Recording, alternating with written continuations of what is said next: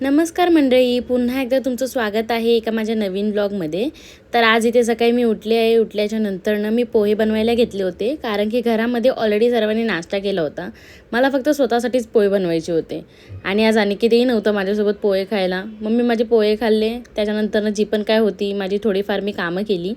कामं करून घेतल्याच्या नंतरनं इथे मी रेडी होत होते, कारण की मला आणि आईला बाहेर जायचं होतं एक फंक्शन अटेंड करायला.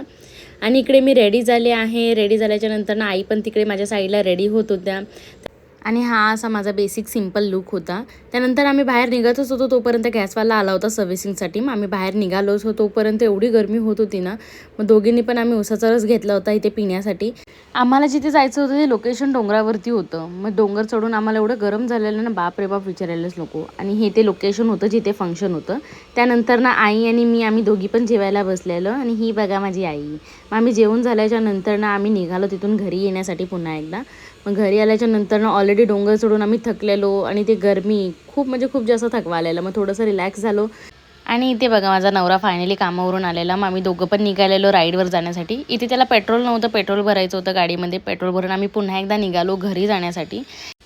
आणि इथे बघा आमचे साहेब गेम खेळत बसले. त्यांनी मला पास्ता बनवायला सांगितलेला रात्री 2 वाजता.